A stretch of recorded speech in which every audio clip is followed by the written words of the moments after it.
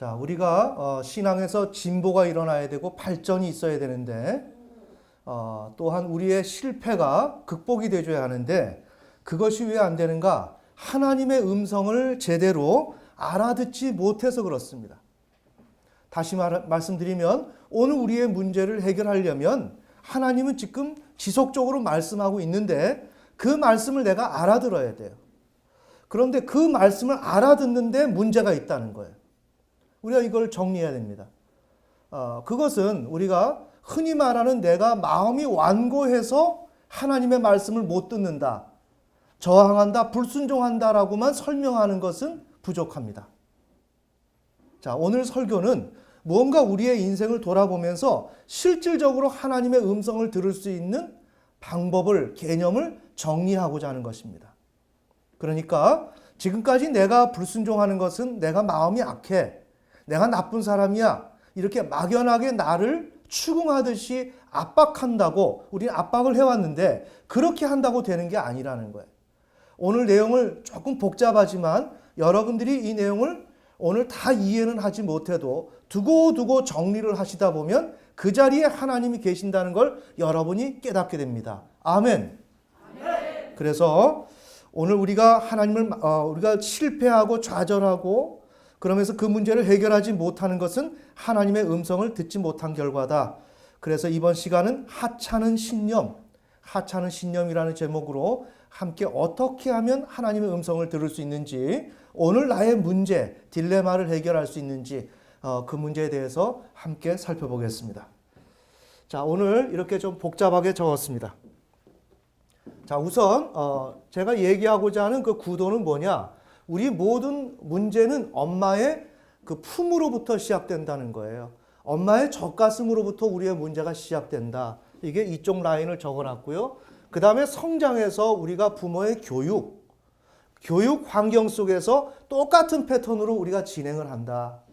그 다음에 이쪽 라인은 우리가 하나님과의 그 신앙적 관계에서 저렇게 우리가 젖먹이 생활을 하던 것, 그 다음에 우리가 유치원부터 시작해서 성장기에 있었던 우리의 그런 반응하는 양상이 하나님과의 관계 속에서 그대로 재현되어서 우리가 하나님의 음성을 듣지 못하고 엉뚱한 길로 우리가 지금 가고 있다는 거예요. 그러니까 오늘 이 메커니즘을 자세히 살펴보면 내 인생 이야기가 어떻게 쓰여지고 있고 내가 어디에서 지금 머물러서 엉뚱한 곳을 지금 바라보고 있는지 그것을 알 수 있다는 내용이죠. 자, 그러면 한번 봅시다. 첫째, 우리 부모님이 계십니다. 자, 우리가 어린아이가 영아가 태어났을 때는 그 부모님은 생물학적인 대상입니다. 오늘 나의 이렇게 육체적인 이러한 생존을 위한 그 필요를 채워줄 수 있는 엄마, 아빠지 여기에 무슨 인생이 어떻고 성장이 어떻고 깨달음이 어떻고 이런 내용이 나올 수가 없어요. 자, 따라서 이 부모님은 생물학적인 공급을 해주시는 부모님이다. 이때 우리의 인간 주체가 있습니다. 나라고 하는 존재가 있는데 이때 우리들은 무엇을 원하는가? 예측 가능한 것을 원한다고 제가 지난번부터 누누이 말씀드렸습니다. 어린아이가 이 세상에 태어났을 때 우리는 처음 가보는 그 세계에 막 도착한 거와 동일하다는 거예요. 그런데 이 아이는 눈도 감겨져 있고 이러한 어떤 미각이나 이 감각, 오감에 대한 이 경험도 전혀 없는 새로운 세계에 떨어졌을 때 이 아이는 엄청난 두려움을 느끼고 있다는 거예요. 이게 우리의 인생의 스타트입니다. 자, 이렇게 됐을 때 인간이 가장 원하는 게 뭐냐? 그 다음에 순서가 뭐지? 이것 다음에 뭐가 있나? 하는 예측 가능한 것을 가장 원한다. 그 다음에 불규칙보다는 규칙적인 거. 그래서 완벽한 공급이 우리에게 이루어져야 한다는 그 필요가 사실상 우리에게 있다는 거예요.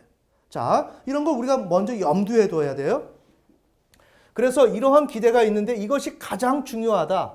그래서 여기서 완벽한 공급이라고 한다면 육체적인 요구를 만족시켜주는 것이기 때문에 이건 이름하여 쾌락입니다.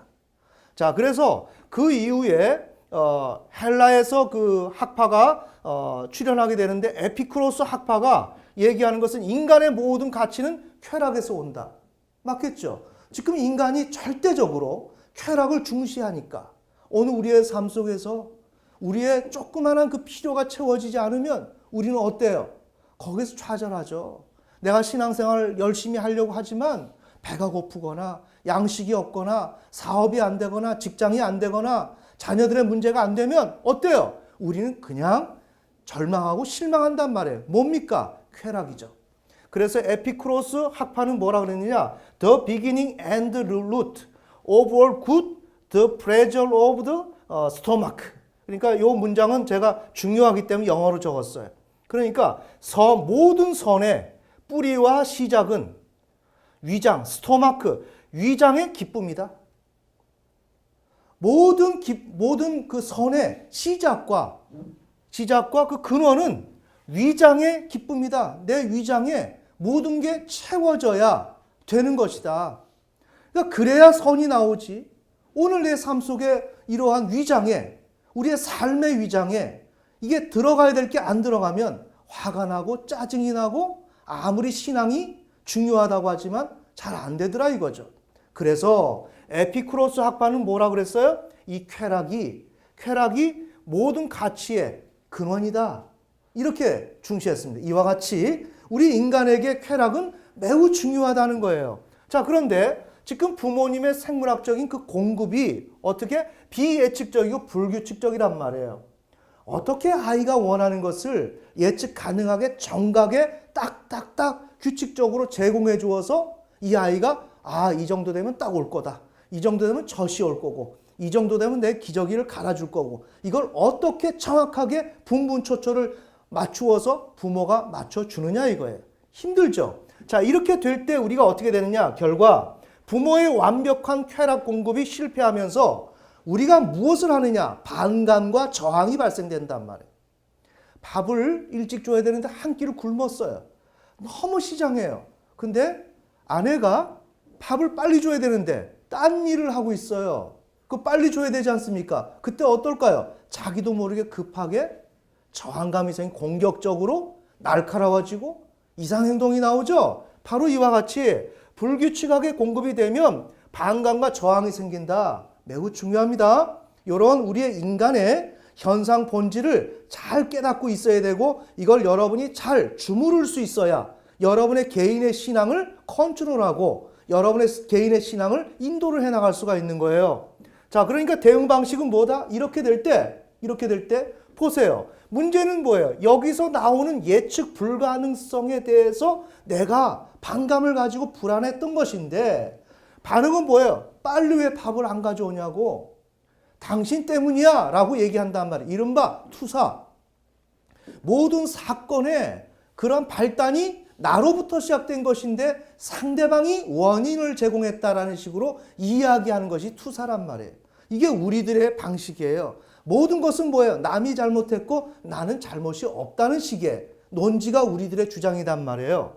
자, 그러니까 이렇게 되면서 우리에게 뭐가 내재화가 되는가? 모든 일이 저절로 완벽하게 이루어져야 한다고 하는 생각이 우리 내면에 뿌리 깊숙이 박힌다는 것입니다. 여기서 반성이란 일절 없고 있을 수가 없죠. 갓난아기가 무슨 자기를 종합적으로 반성하겠어요. 오직 내게 주어지지 않으면 일정한 방식으로 주어지지 않으면 불안을 느끼고 이 원인을 내 안에서 소화를 해야 될 것인데도 불구하고 내가 극복해야 될 것임에도 불구하고 매우 중요합니다.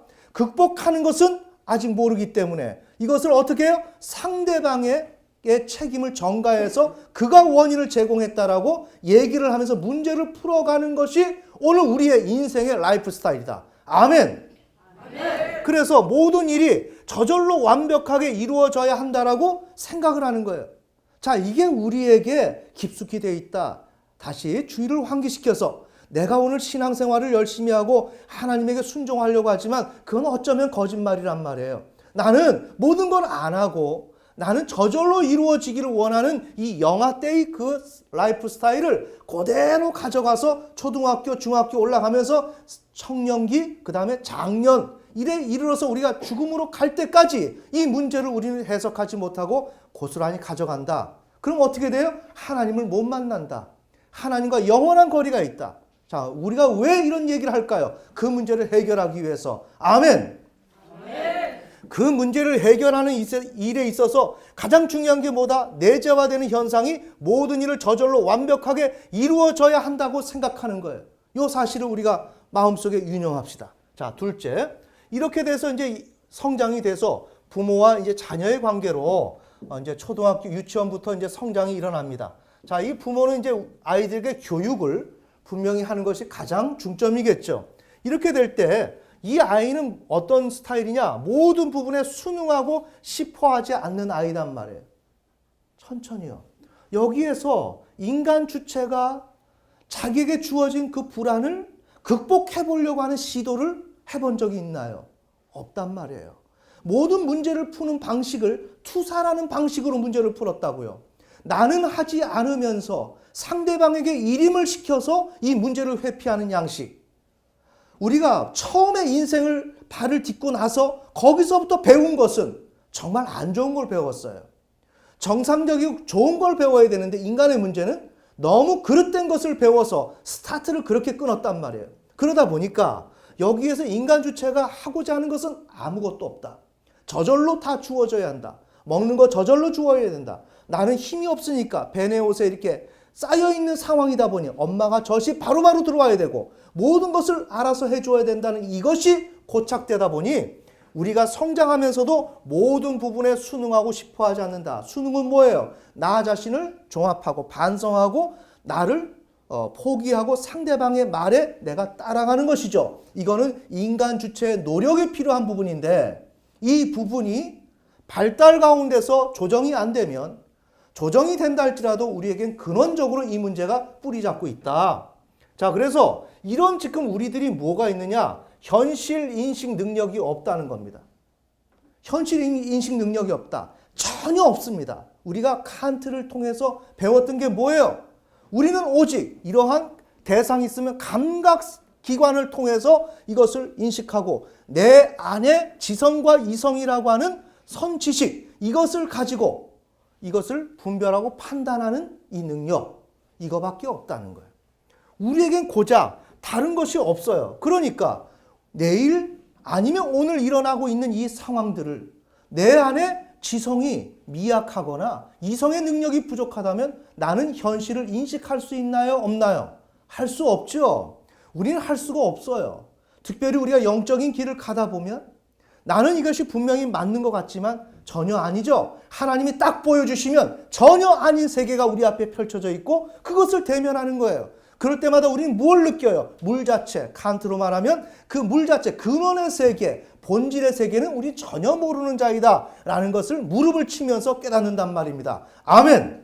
아멘. 자, 그래서 우린 현실 인식 능력이 없다. 그 다음에 책임의식이 없다. 이 말은 조금 포괄적으로 얘기하니까 우리가 좀 그럴싸한 가운데서 조금 못하는 것 같지만 그게 아니라 전혀 책임의식이 없다는 거예요. 무엇을 내가 판단하고 내가 오늘 이 시간에 무엇을 해야 되는지 이걸 우리가 신앙으로 가면 내가 오늘 신앙의 현실 가운데서 어떻게 해야 되는 것이 내가 살 길인지 내가 부모로서 내가 이 가정의 가장으로서 내가 오늘 이 시간 하나님 앞에서 무엇을 어떻게 해야 되는지 이걸 모른단 말이에요. 우리가 학교를 다니면서 내가 학교에서 공부를 해야 되는데 공부를 해야 되는 그 필요성을 모른단 말이에요. 그러니까 애들이 자고 그 다음에 놀고 자기 하고 싶은 거 하는 거예요. 아멘. 아멘. 현실 인식이 없는 거예요. 현실 인식이 없으니까 그냥 세월에 떠밀려서 우리가 살아가는 거예요. 그거 어때요? 얼마나 보잘것없습니까? 우리가 그런 인생 살아가면 안 돼요. 아멘. 아멘. 그러니까 내가 이렇게 현실 인식이 없고 책임 의식이 당연히 없죠. 자, 이렇게 된 상태 속에서 잘 들어야 됩니다. 제가 정신분석의 개념을 녹여서 여러분들한테 지금 설명을 드리는 거예요. 이때 부모님들이 얘기하는 것 중에서 가장 인간의 발달을 저해시키고 변곡점을 형성시키고 좌절을 시키는 게 뭐냐? 너 말 안 들으면 고추 자를 거야. 요 말입니다. 요즘은 이런 소리를 안 해요. 고추라는 단어를 사용을 하지 않지만 이와 유사한 언행을 하면서 부모님들의 강한 메시지가 들어간단 말이에요. 아시겠습니까? 자, 이렇게 됐을 때 우리는 어때요? 모든 부분에 순응하고 싶어하지 않는 우리라 그랬죠. 이렇게 될 때 인생의 문제는 이러한 디테일이 우리에게 따라야만 내 삶의 문제를 그나마 조금이나마 살펴볼 수가 있다는 내용이죠. 자, 그래서 나는 모든 부분에 순응하고 싶지 않는데 그날따라 부모님이 너 말 안 들으면 다음에 고추 잘라버릴 거야. 이렇게 얘기했습니다. 요게 우리에게는 아주 중요한 찬스. 다시 말해봅시다. 이른바 우리 정신분석에서 거세를 통과하지 못했다, 거세를 극복하지 못했다, 수용하지 못했다라고 하는 그 진위가 무엇이냐라는 걸 제가 지금 설명을 드리는 거예요. 그거는 거세를 받아들이지 못하는 나의 완고함이나 나의 그 폐쇄성이라고 하는 그 측면만으로 설명하기는 어렵다. 거기엔 여러 가지 정황 설명이 필요하다. 그 내용입니다. 자, 이렇게 될 때 너 고추 잘라버릴 거야. 이렇게 하면 부모가 발어한 말을 했단 말이에요. 입에서 나갔어요. 나간 부정적 언어에 우리들은 집중해요.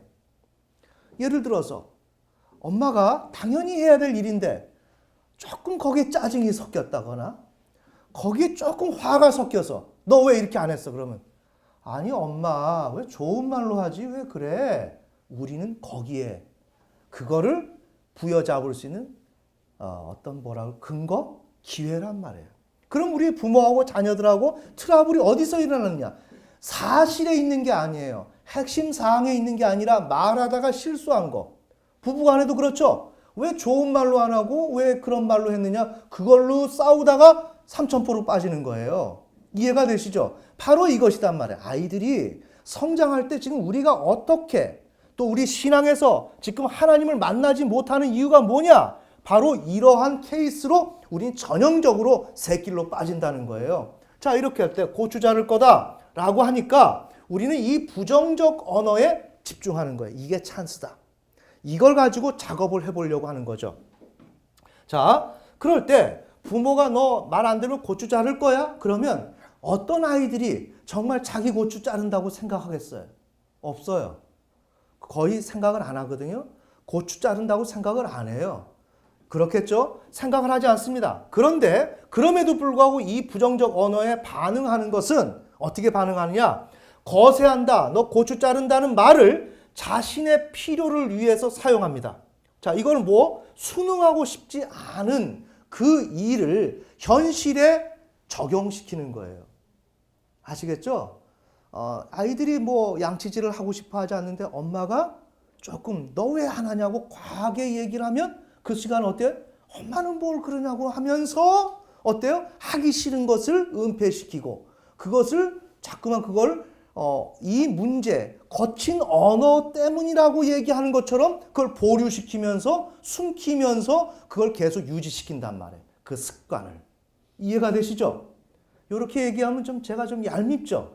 예, 얄미워도 우리가 좀 자세히 살펴봅시다. 자, 이렇게 될 때 자신의 필요를 위해 사용하는데 자신의 무책임성을 유지하기 위한 방편으로 사용한다. 다시 돌아갑시다. 너 고추 자를 거야. 정신분석에서는 이 거세가 핵심 개념입니다. 우리 사회의 모든 것이 이 핵심의 개념이에요. 오늘 이 사회가 공평하지 못하고 이 사회가 거칠고 문제가 있다라고 얘기하는 건 뭐냐? 내가 이 땅에서 해야 될 책임을 안 하겠다 이 얘기입니다. 아멘. 그러면서 이 현실에서 돌아가는 문제를 계속 꼬집어서 끄집어내면서 문제를 이의제기하는 거예요. 이 사람의 본질을 우린 정신분석적으로 좀 봐야 된다는 거죠. 자, 이렇게 됨으로 인해서 어떤 결과가 오느냐? 부모의 진정한 교육적 의미. 맞죠? 엄마는 왜 고추 자른다고 얘기했을까요? 시간 되면 빨리 양치질을 해야 되는데 안 하는 겁니다. 그래서 너 다음부터 그러면 내가 혼내줄 거야 라는 걸 고추 자른다고 얘기했는데 그 고추 자른다는 그 말 한마디를 직접적으로 그냥 받아들여서 그걸 붙들고 늘어지는 거죠. 그러니까 엄마가 너 근면해야 돼. 너는 너의 삶을 제대로 꾸려나가야 돼. 라는 이야기를 놓쳤어요? 붙잡았어요? 놓쳤죠. 놓쳤습니다. 그러니까 부모의 진정한 교육적 의미에 도달하지 못한단 말이에요. 이게 오늘 우리의 신앙이다. 하나님과 나와의 관계 속에서 하나님은 나에게 충분히 메시지를 주지만 나는 어때요? 이러한 방식대로 하면서 하나님이 나에게 전달하는 것을 알아듣지를 못한다. 그래서 우리가 하나님을 만나지 못한다. 아멘. 아멘. 자, 이렇게 될 때 여자와 남자의 케이스로 이렇게 갈라져요. 자, 이렇게 하면서 이 사람은 어떻게 되는가? 여기서 이것을 거세한다는 것을 자신의 필요를 위해서 사용한다 그랬죠. 그래 사용하는 겁니다. 자신의 고추가 거세되었다고 생각하는 거예요. 여자아이들은. 나는 원래 고추가 있었는데 고추가 떨어져 나갔다. 떨어져 나갔다. 그러면서 그 인식을 가지고 여자아이들은 출발하는 거예요. 그래서 어떤 아이는 고추를 만들어서 달고 어린 시절에 놀이도 하고, 어떤 아이는 어때요? 그렇지 않다 할지라도 아니면 뭐 무감각하게, 아니면 어떤 건강한 아이는 난 여자라고, 원래 난 여자야 라고 생각한단 말이에요. 이해가 되시나요? 이와 같이 고추가 떨어진다라고 말한 것을 통해서 나는 이미 거세되었다. 그래서 나는 고추가 없는 거야 라고 생각한단 말이에요. 이렇게 하면서 파장이 커지는데 아버지의 아내가 되려고 하는 거죠. 왜? 아버지는 고추가 있으니까. 고추가 있는 자에게 내가 인정을 받으면 고추가 있는 거나 다름이 없잖아요. 이해가 되십니까? 아버지가 나에게 고추가 있는 자가 나를 애지중지하고 아껴준다면 나는 어때요? 현실에서 모르지만 고추 있는 자가 나를 인정해 주니까 나는 고추가 있는 자지. 맞습니까? 우리 여자아이들이 아빠를 조심해야 되는 거예요. 여러분의 인생 자체가 아빠 때문에 망한단 말이에요. 아멘. 네. 아빠는 아빠지 아빠가 나의 이성적 파트너가 아니란 말이에요. 그런데 우리들은 어때요? 아빠가 이성적 파트너로 돼 있고 내가 결혼하면 아빠와 같은 아빠를 기준으로 한 대상을 우리가 선택한단 말이에요. 그래서 결혼 초기에 거기서 산산조각이 나는 거예요. 왜? 정상적인 내 파트너를 만나고 인식해서 결혼한 게 아니라 나는 아버지를 중요시 여겼기 때문에 아버지를 중고로 대상을 선택을 한 거예요. 그러니 그 대상은 뭐예요? 내 남편은 아빠지. 이건 영적으로 근친상간이죠. 그럼 어때요? 하나님의 저주가 있죠. 결혼 생활이 행복해지지 않죠. 이해가 되시나요? 그 출발이 어디에 있느냐? 여기에 있다는 거예요. 지금 제가 매우 단순하게 얘기하지만 이건 매우 깊이가 있는 이야기고 삶 속에서 녹여보고 추출해보면 저 말이 맞다. 어쩌면 저 말이 저렇게 맞느냐라는 게 뼈저리게 느껴진다는 내용입니다. 자, 그래서 성실한 아내가 되고 아빠의 성실한 아내가 되고 성장해서 아빠와 같은 남자를 만나서 거기서 아이를 얻는 거죠. 아이를 얻는 거예요. 아이를 얻는다는 자체가 나에겐 벌써 힘이 있다라는, 무언가 할 수 있다라고 하는 가능성을 지닌 고추를 단 존재와 다름이 없단 말이에요. 그래서 아이를 낳는단 말이에요. 그 더군다나 아이가 남자인 경우에는 어때요? 나와 동일한 내가 가지고 싶었던 그 고추가 내 몸을 통해서 고추 달린 아이가 나왔단 말이에요. 아멘. 네. 이렇게 될 때 어때요? 그 대상은 나와 동일하다. 그러니까 엄마와 아들은 굉장히 이상한 관계다. 그래서 우리 지금 나이가 들었는데도 불구하고 남자 청년들이 결혼을 못해요. 청년이 아니라 표현이 그래. 쉰건 그 다음에 뭐가 있죠. 근데 이런 사람처럼 안 되는 거예요. 결혼이 안 되는 거예요. 그는 엄마와 같이 사는 거예요. 왜? 엄마의 뱃속에서 고추를 달고 나왔기 때문에 엄마의 것이란 말이에요. 아시겠습니까? 이름하여 이것이 분리가 일어나야 되는데 분리가 안 일어난 거예요. 자, 이렇게 되면서 아내는 어떻게 하는가? 여자아이는 난 아버지처럼 난 엄마처럼 게으르지 않을 거야. 자, 엄마의 아버지의 아내가 돼 있죠. 그러니까 엄마가 나에겐 피곤한 대상이죠. 그러니까 여자아이들은 어때요? 결혼 가면 시어머니하고 굉장히 곤란해지는 거예요. 이 어머니라고 하는 이 대상은 천적이란 말이에요. 그래서 이 결혼 생활이 어려워지는 거예요. 자, 그래서 나는 어머니처럼 게으르지 않을 거야. 특히 게으름, 여러 가지가 있을 거예요. 부모의 그 약점, 이걸 잡고서 그 게으름을 핑계 삼아서 비난을 하기 시작하는 거예요. 자, 이렇게 하면서 뭐가 생기느냐? 아내가 가정일에 게으르지 않는 것은 가장 나쁜 거야. 현모양처가 되어야 하는 거야. 예를 들자면 이 기준을 우리의 신념화 만든다. 신념으로 가지고 있다. 잘 봅시다. 자, 그러면 나는 지금 하고 싶지 않아요. 수능하고 싶지 않아요? 그러다 요걸 꼬투리 잡아가지고 지금 내가 아버지 아내가 되고 이야기가 되다가 어떻게 했습니까? 아내는 가정일에 게으르면 안 돼. 그것은 가장 나쁜 거야 라고 하는 가장 중요한 도식을 만들어 놓는단 말이에요. 핵심 키워드, 인생에. 이걸 가지고 모든 것을 맞춘단 말이에요. 이거의 기준에서 살아간단 말이에요. 이해가 되시죠? 자, 이렇게 만들어집니다. 우리 남자아이들. 남자아이는 고추가 있으니까 아직은 떨어져 나가지 않았단 말이에요. 그러니까 고추가 떨어져 나갈 거야. 이제 고추 자를 거야. 아버지가 나에게 고추 자를 수 있어? 자, 이렇게 되면 어때요? 아버지는 나에게 힘이 세단 말이에요. 내가 대응이 됩니까? 꼬마 6, 7살짜리, 5살짜리가 아빠하고 싸워서 이길 수 있어요? 못 이기죠. 그러니까 여기서는 어떻게 하느냐? 일단은 후퇴를 하는 거예요. 후퇴를 하면서 고추가 떨어지지 않도록 떨어질 것을 불안을 느끼면서 어떻게 해요? 엄마에게로 간단 말이에요. 엄마. 자, 엄마는 어땠어요? 아들이 고추 달고 오면 내 것이라고 생각했죠. 나의 분신이죠. 잘 됐죠. 그러니까 이 남자아이는 엄마에게 인정받는 식으로 하면서 자신의 그 고추의 기능성, 그거 의미를 확대시킨다. 거기서 재발견한다. 이해가 되시나요? 그래서 우리 남자들의 문제는 뭐예요? 계속 아내에게 의존적으로. 어린아이처럼. 알겠습니까? 남자가 남자 구실을 하지 못하고 어때요? 계속 의존적으로 병리적으로 행동하는 이유가 뭐냐? 엄마에게 의존해서 엄마가 나의 고추를 인정해 주는 것. 넌 남자야. 라고 인정해 주는 그것을 가지고 언제 고추가 떨어질 줄 모르는 그 불안한 상황 속에서 자기를 견뎌나간단 말이에요. 정리되시나요? 이래서 남편들의 유약함이 여기서 나오는 거예요. 그러니까 유약함을 극복하려면 이런 구도를 천천히 보면서 다뤄나가야 된다는 거죠. 그래서 어머니의 좋은 성실한 남편이 되려고 하는 거예요. 이 꼬마 아이들이. 그래서 아빠하고 엄마가 조금 다툼이 있으면 꼬마 아이들 어때요? 엄마의 편을 들고 역성을 들고 아빠 저리 가! 왜 우리 엄마 때려? 뭐 예를 들자면 뭐 이렇게 할 수 있겠죠. 그런 모습이 많이 보이는 거. 왜? 엄마는 내 것이니까. 이게 우리가 죽을 때까지 가고 이게 우리 사회 속에 이미 존재하고 신앙 가운데 깊이 뿌리 깊이 내려져 있다. 자, 신념이 뭐냐? 난 아버지처럼 무책임. 아버지가 이 경제활동을 어떻게 퍼펙트하게 이끌고 가겠어요? 어떤 사람은 알코올을 좋아한다든지 뭐 단점이 있겠죠? 그것을 트집을 잡아서 나는 아버지처럼 하지 않을 거야. 그러면서 아버지처럼 무책임하고 무능력하지 않을 거야. 핵심 신념, 남편이 되어 무책임하고 무능력한 것은 가장 나쁜 거야. 이게 우리들 남자애들에게 또는 우리 성인인 남자들에게 이게 핵심 신념으로 거의 자리 잡고 있는 거예요.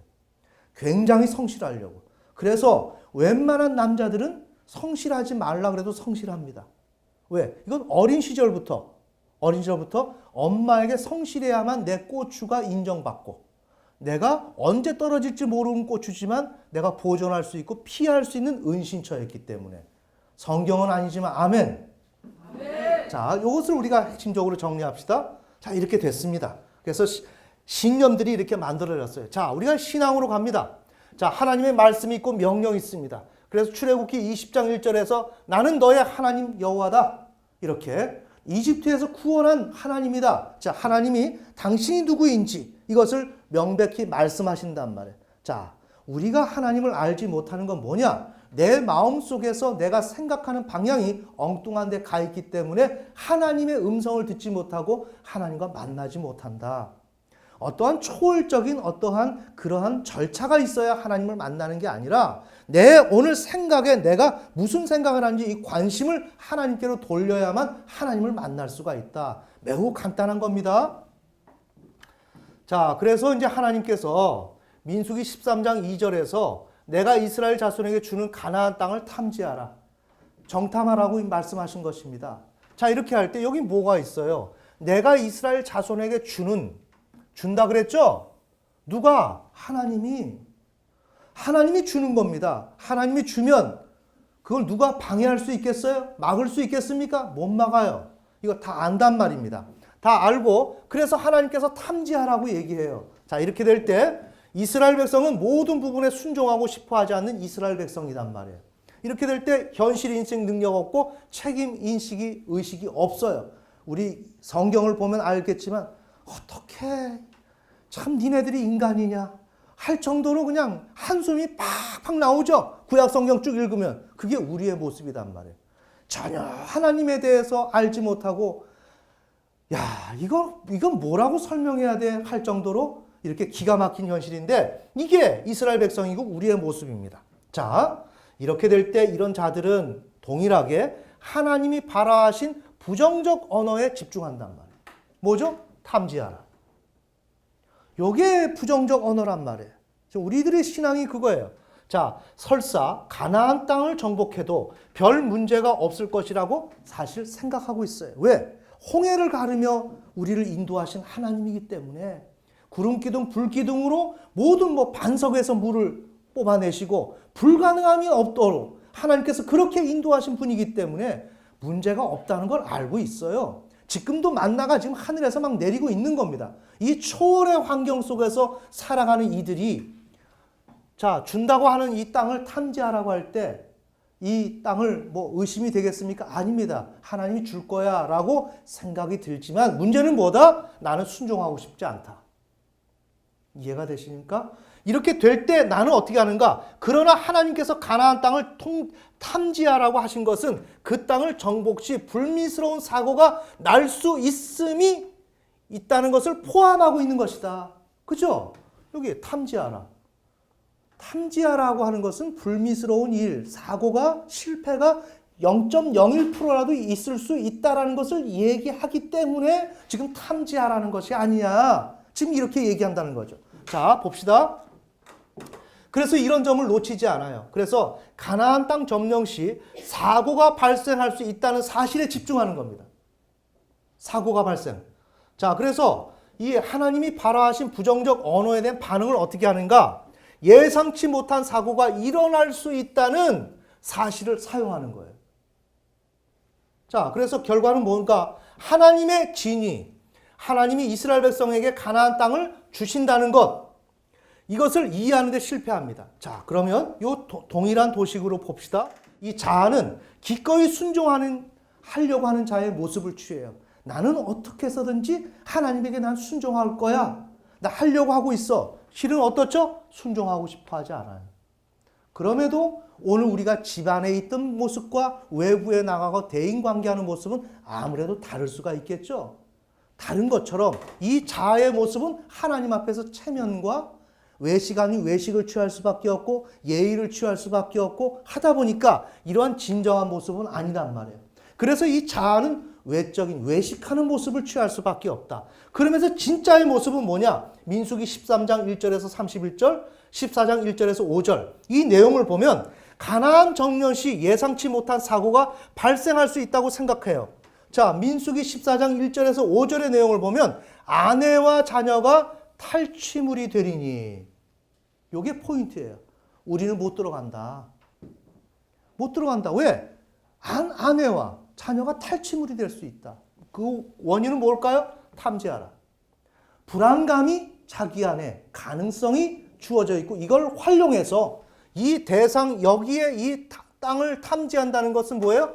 하나님께서 주는 것이기 때문에 이 탐지 가운데 탐지한다는 단어 속에 있는 이 불안감은 해소가 되줘야 하는데 오히려 이것을 강하게 부각을 시켜서 하나님은 온데간데 없고 자기 아내와 자녀가 다 빼앗기고 죽음이 올 수가 있다는 식으로 결론을 맺는다는 거예요. 이해가 되시죠? 자, 그래서 대안을 잡아요. 자, 그래서 이번만큼은 우리 가정이 해체되면 안 돼.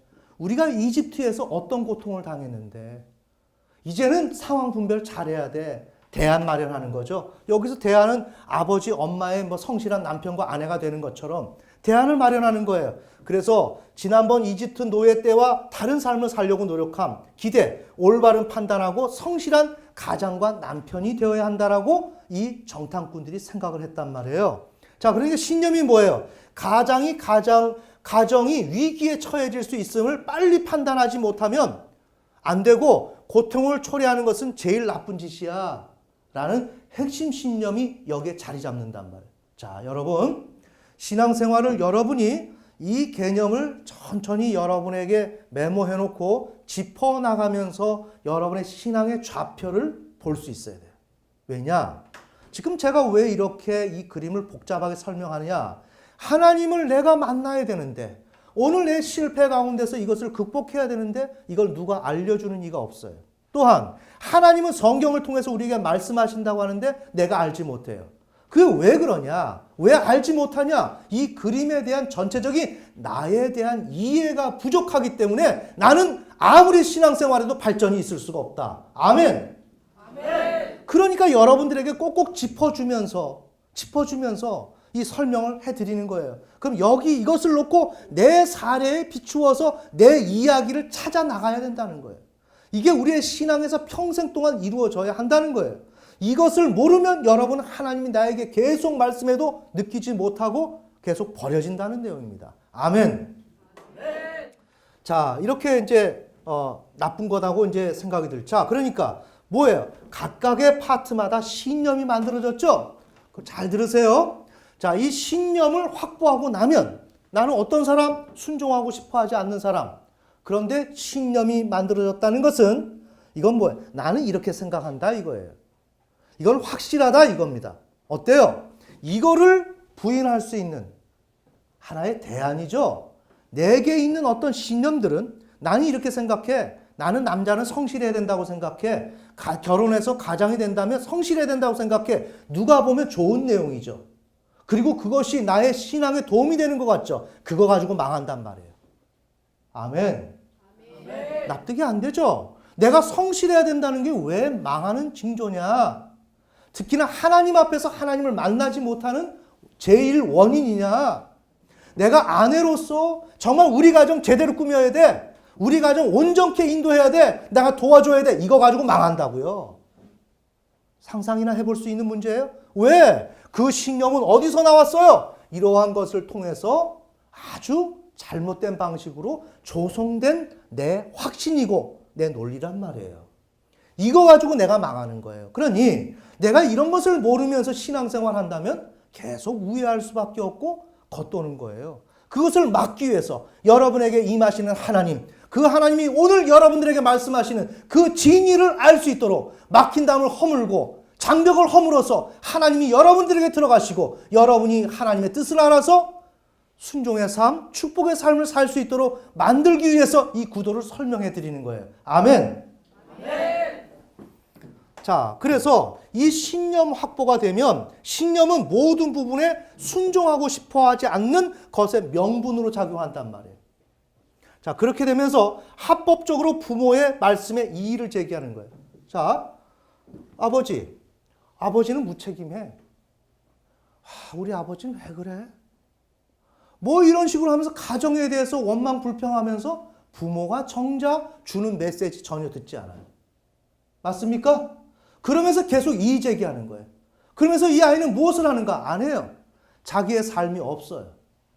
그럼 자기라도 열심히 해야 될 거 아닙니까? 안 합니다. 이걸 잘 보셔야 돼요. 그러니까 진정으로 부모에 대해서 평가하는 것은 참된 평가가 아니라 나를 위한 방어 기제로 사용되는 거다. 저 얄밉죠? 네, 요 문제를 우리가 잘 봐야 돼요. 자, 이렇게 하면서 지속적인 실패가 있단 말이에요. 잘 들어야 됩니다. 이제부터. 이렇게 되면서 지속적인 실패가 있어요. 이의를 제기해요. 어디서? 신앙에서. 신앙에서 하나님과 나와의 관계가 막힌단 말이에요. 이런 상태로 가면서 막혀요. 다시. 막힌다라고 하는 것은 이런 상태로 오다 보니까 막히는 거예요. 자, 요 방송에 대한 것은 이것은 방송을 들으면서 여러분이 다시 되돌려가면서 들으시고요. 자, 이렇게 되면 이 지속적인 실패가 있다면 이 실패의 원인은 뭐냐? 자, 오늘 내가 사업이 잘 안 돼. 내 직장에 문제가 안 돼. 내 인생의 문제가 잘 안 돼. 그건 내가 게으르고 내가 못해서 그런 문제가 일어날 수도 있겠지만 그건 신학으로 가져가서 해석을 해야 된단 말이에요. 신학이라고 하는 그 툴 속에 패러다임 속에 집어넣고 돌려봐야 된다는 거예요.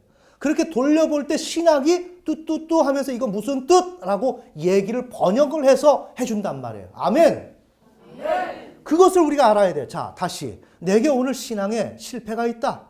나에게 질병이 있다. 어려움이 있다. 이 모든 거는 육체적인 생물학적인 문제 때문에 생긴 것. 그건 당연히 그래서 병이 생겼지만 그 자체의 그 본질이 뭐냐라는 것은 성경 속에 그것을 집어넣고 돌려볼 때 이 본질이 나온다는 거예요. 자, 그렇게 될 때 그 원인이 뭐냐?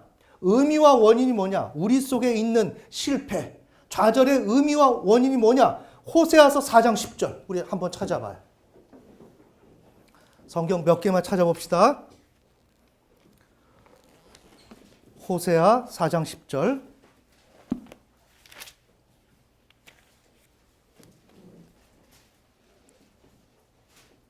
자, 시작. 그들이 주에게 주의를 기울이는 일에서 떠났으므로 먹어도 족하지 아니하고 행음에도 늘지 아니하니라. 네, 지금 먹어도 족하지 않다.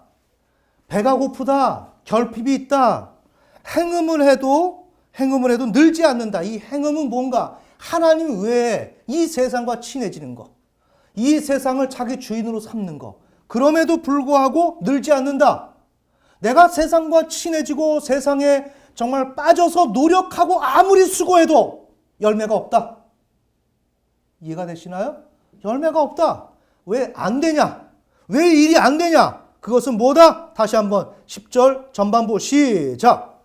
그들이 주에게 주의를 기울이는 일에서 떠났으므로. 네. 하나님에게 주의를 기울이는 일에 떠났으므로. 자, 여기 봅시다. 이렇게 실패가 되는, 내게 결핍이 있는, 문제가 해결되지 않는 거, 그것은 뭐라고요? 원인이 하나님을 따르지 않아서. 성경이 이렇게 설명하는 거예요. 이걸 우리의 현실 실패를 성경에다 넣고 거기서 돌려봐야 된다. 돌려보면 거기에서 그 프로그램이, 성경이라는 프로그램이 답을 준다. 외국어를 컴퓨터 번역기에다 집어넣으면 영어로, 불어로 다 다양하게 나오듯이 그렇게 나온다. 이해가 되십니까? 그래서 우리의 실패, 그 원인은 뭐지? 이걸 신학이라고 하는 성경에 넣어보니까 바로 이렇게 나오더라. 우리 한번 또 다른 거 찾아봐요. 자, 스바냐 1장 6절.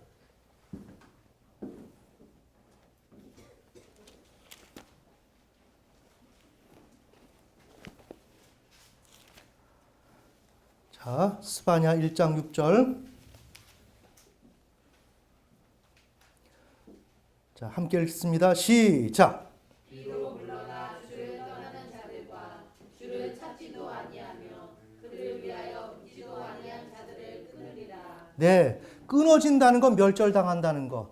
정말 우리의 삶이 정말 피폐해진다는 거. 그건 어떻게 된다? 내가 뒤로 물러났다. 하나님은 뒤로 물러나는 걸 싫어해요.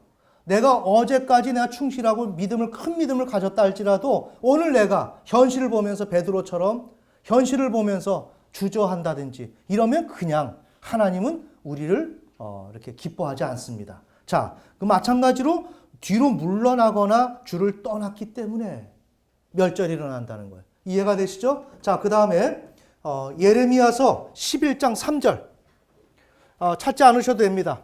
여기에 언약을 저주를 받는 사람인데 실패에 저주를 받는 것은 언약을 따르지 않는 것 때문이다.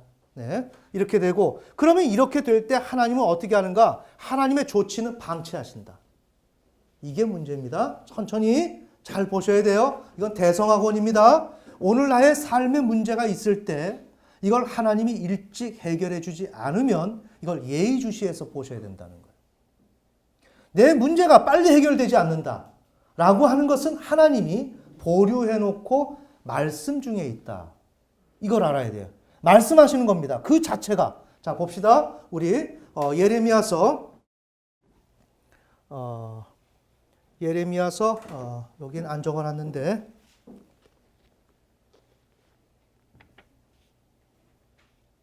2장 23절입니다.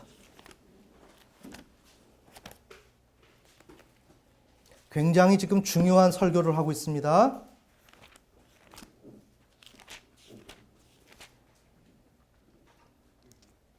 자, 함께 읽겠습니다. 천천히 잘 보시면서요. 시작. 어찌 내가 이르기를 나는 더럽혀지지 아니하였으며 바알들을 따르지 아니하였다 할 수 있겠느냐.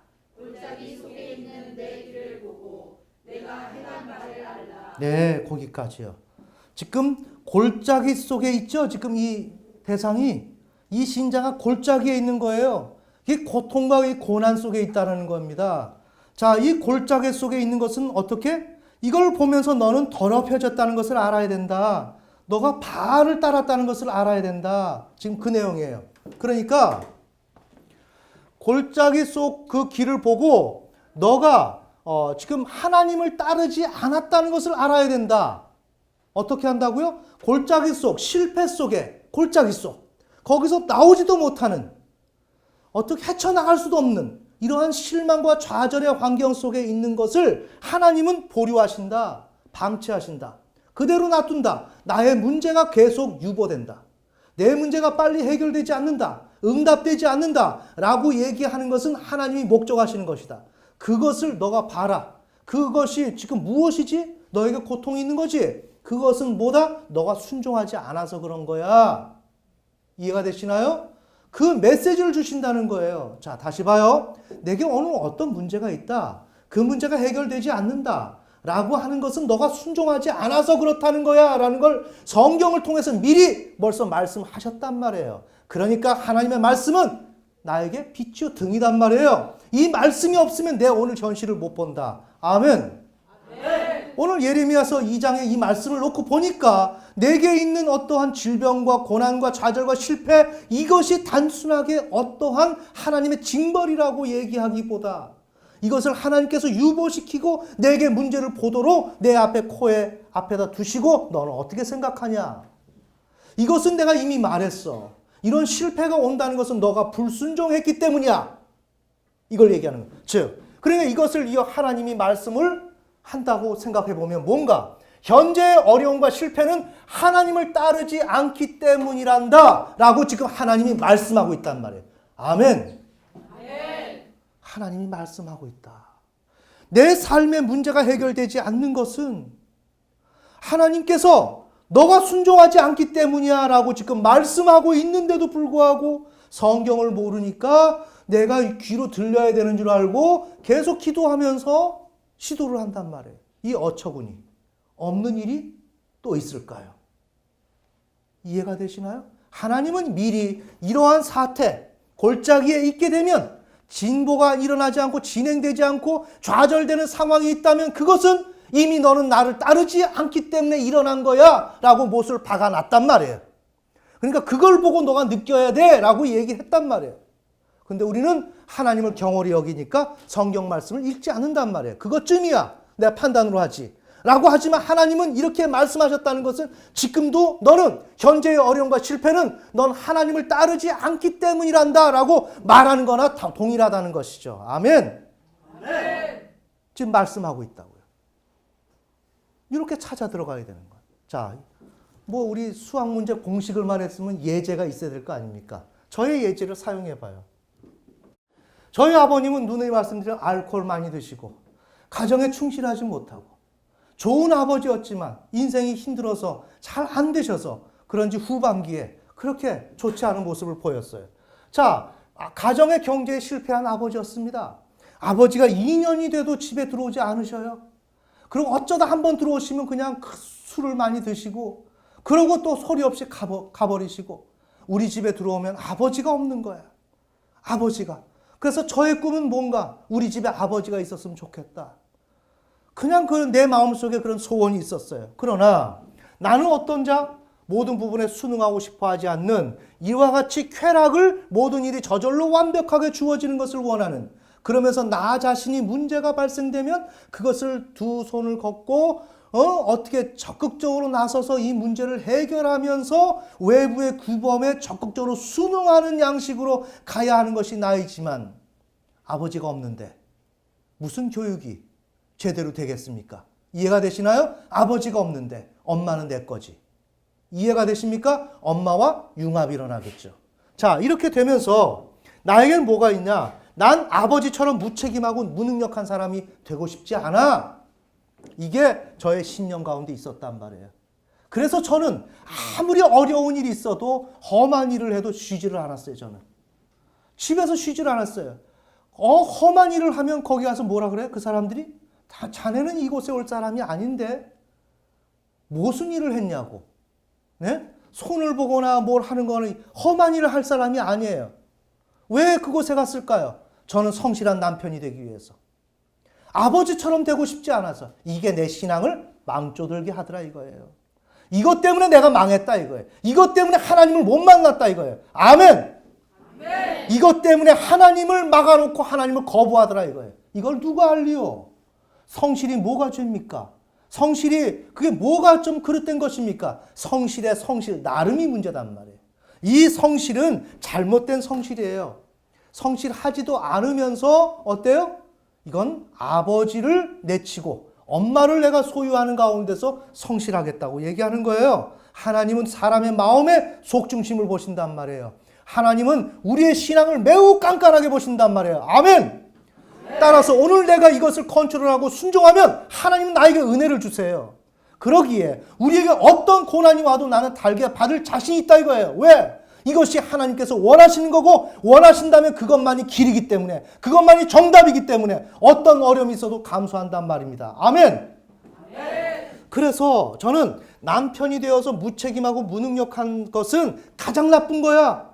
이 인식이 있어서 어떤 어려움이 있어도 그냥 새벽에 나가고 밤늦게 오더라도 저는 거기에서 내 속에서 와, 인생 살고 싶지 않다, 뭐 원망, 불평 없었어요. 저는 그런 거 없었습니다. 내 안에서 그냥 이건 의뢰해야 되는 거. 왜? 이 신념이 있었으니까. 잘 봅시다. 이 신념을 가지면서 내가 목회 현장에 떨어졌어요. 그때 잘 보세요. 하나님은 여기 계시지만 우리는 어때요? 하나님을 뒤늦게 만나죠. 맞습니까? 내가 기저귀 차고 하나님 합니까? 아니죠. 그땐 하나님 몰라요. 하나님은 먼저 계시지만 우리는 하나님을 모른단 말이에요. 이미 하나님을 다 성장하고 나서 깨닫는단 말이에요. 아멘. 네. 자, 그러니까 내가 이렇게 오면서 이 신념을 가지고 있는 상태. 어머니를 상대로 나는 성실한 남편이 될 거야. 또 내 아내 앞에서 성실한 남편이 될 거야. 라는 이 인식을 가지고 목회 현장으로 왔단 말이에요. 부름받고. 그러니 나는 어때요? 목회자가 최선을 다하지 못하는 것은 제일 나쁜 거야. 이러다 망했단 말이에요. 목회자가 최선을 다하지 못하면 그건 제일 나쁜 거야. 그래서 저는 열심히 하는 목회자를 내 속에서 정죄를 했어요. 정죄를 했다고요. 목회자가 쉰다 그러면 시간 난다고 어디 놀러 다니고 어디 뭐 먹을 거 좋은 데 없나 그리고 찾아다니고 저는 그걸 제일 싫어했단 말이에요. 부지런히 일을 해야지. 자, 이게 나쁜 건가요? 좋은 일이죠. 그렇지만 이게 하나님 보시기에 합당해야 된단 말이에요. 이건 어디서 왔어요? 엄마의 남편. 성실해야 된다고. 그러니까 목회 현장에 와서도 줄기차게 성실하게 밤을 새워가면서 노력을 하는 거예요.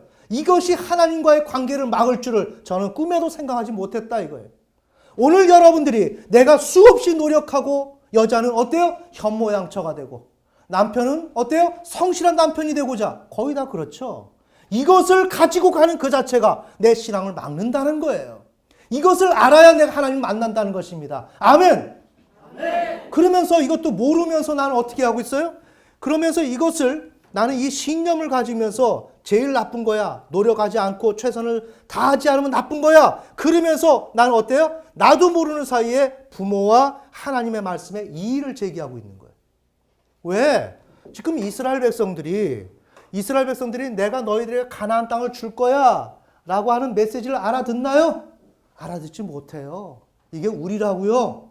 우리는 하나님께서 하시는 그 무언가 실수 같고 허점 같고 의구심이 생기는 거기에 초점을 둔다고요. 그리고 그것을 신랄하게 파헤치고 다루어 나간다고요. 이해가 되십니까? 네. 자, 그래서 이렇게 이의를 제기하고 있는 거예요. 자, 이렇게 이의를 제기할 때 하나님이 저에게 뭐라고 말씀하셨는가? 예배조차 드리지 않는 자가 무엇을 한들 그 일이 제대로 이루어지겠느냐? 요 말씀을 하신 거예요. 제게. 왜 예배를 왜 안 드립니까? 예배를 드리고 있죠.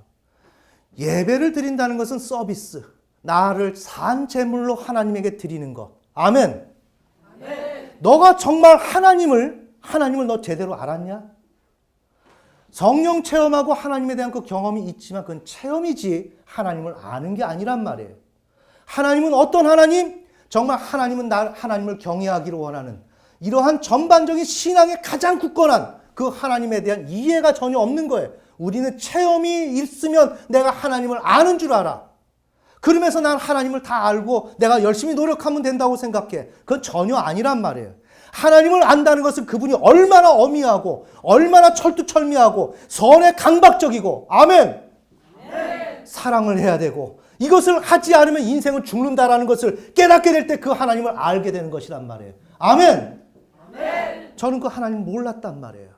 그러면서 하나님에 대해서 진정한 예배를 드린다고 하지만 나 자신을 전체를 드리는 이러한 예배를 드린다라고 하는 이 사고가 있겠습니까? 없지요. 그 하나님에 대한 이해가 부족한데 체험은 있었을지라도 영적 체험, 성령 체험은 있었다 할지라도 그 하나님의 인격적인 관계 속으로 못 들어갔단 말이에요. 근데 요즘 어때요? 하나님이 나에게 사랑을 해주셨다. 만나를 내려주셨다. 그러면 인격적인 체험을 했다고 착각을 한단 말이에요. 그건 인격적 체험이 아니단 말이에요. 아멘.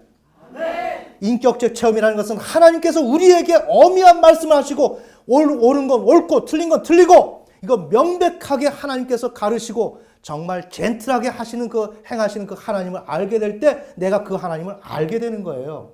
자, 이렇게 될 때 나는 하나님을 잘 몰랐단 말이에요. 그리고 하나님 앞에 전적으로 투신하는 삶이 아니죠. 모든 부분에 순종하고 싶어 하지 않는 나였으니까.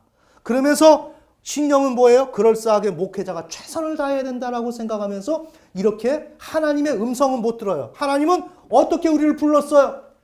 우리의 개신교. 이 개신교가 이신칭의론을 그것을 하나의 어떤 우리 고대에 이 우상을 숭배하듯이 그렇게 십자가를 통해서 구원을 얻는다라고 얘기하는 것이 진정한 하나님의 은혜가 아니라 하나님의 의미가 아니라 인간 스스로가 그것을 통해서 구원의 방편으로 삼은 인간이 그것을 가지고 도구화 삼은 그것을 가지고 도구 삼고 있는 이 개혁주의 이것을 심판할 것이다. 하나님은 그렇게 말씀하시고 우리로 하여금 의와 공도를 지키고 살게 하나님은 부르셨단 말이에요. 아멘. 그런데 그것을 제가 알 수가 있나요? 모르죠. 모르고 계속 이 일을 제기하고 있는 중에 하나님께서 이 말씀을 하신 거예요. 자, 이 말씀이 뭐예요? 예배조차 드리지 않는 자가 무엇을 시도한들 그 일이 이루어지겠느냐? 이루어지지 않는다. 왜? 예배를 드리지 않았기 때문에. 하나님을 따르지 않았기 때문에 현재 어려움이 있다. 하나님을 따르지 않았기 때문에 내가 오늘 시도하는 일들이 제대로 안 된다. 동일한 문제죠. 제가 거기에서 무엇을 깨달았는가? 거기에서 잘 들어야 됩니다. 예배 드리는데 그렇지만 내 속에서 하나님을 향해서 정말 생명을 다해서 목숨을 다해서 하나님을 예우하고 하나님을 섬기고 따라야 된다는 아주 가장 기본적인 그 생각이 결핍되어 있더라 이거예요. 아멘. 뭘 봤을까요? 지금 여기에서 내가 계속 이의제기하고 있는 내가 순종하고 싶어 하지 않으면서 계속 이의제기하고 있는 근데 나는 열심히 했어요. 목회자로서 밤을 새면서 열심히 했단 말이에요. 그 모습이 그것이 오버랩이 되는 거예요. 나는 그렇게 열심히 했는데 나는 죽어라고 열심히 했는데 이게 뭐야? 난 죽어라고 열심히 했는데 하나님을 나는 인정하지 않았다는 거야? 이 사실을 깨달으면서 내가 하나님 앞에서 열심을 하고 있지만 하나님을 인정하지 않고 있었다는 그 나 자신을 보게 됐단 말이에요. 아멘. 그걸 보면서 나는 죽었구나. 이럴 수가. 난 망했구나. 나는 하나님을 인정하지 않는 자구나. 내가 아무리 봐도 인정하지 않는 거. 왜? 예배하지 않고 있기 때문에 나는. 하나님이 정답을 딱 말씀해 주시는 거예요. 그건 뭐라고요? 다시 돌아가요. 여기에서 우리의 고난이 있다면 이미 이 얘기를 하고 있다고요. 그것을 제가 풀어서 여기다 위에서 설명하고 있는 거죠. 아멘. 오늘 나에게 좌절이 있고 어려움이 있다면 너가 하나님 앞에 예배하지 않아서 그런 거야. 너는 하나님을 우습게 알아서 그런 거야. 너의 마음속에 하나님을 두려워하고 경외하는 마음이 얼마나 자리 잡고 있니? 이 얘기하는 거예요. 알겠습니까? 그러다 보니까 너 고통이 있는 거야. 내가 보니 진짜 없어. 진짜 없더라고요. 그러면서 깨달은 게 뭐냐? 야, 예배가 생명이구나. 하나님이 생명이구나. 하나님께 예배하지 않으면 죽은 것이구나. 이 정신이 내 속에 있느냐? 이것이 없으면 나는 그 어떤 것을 한다 할지라도 아무것도 되지 않고 실패만 있겠구나. 라는 나의 현주소를 여기서 봤단 말이에요. 아멘. 바로 이 관계가 될 때 내가 이렇게 되어서 나의 좌표가 드러날 때 여기서 내가 하나님을 볼 때 드디어 하나님이 보여지기 시작하고 하나님이 내게 말씀하시는 부분들이 들려지기 시작한단 말이에요. 알겠습니까?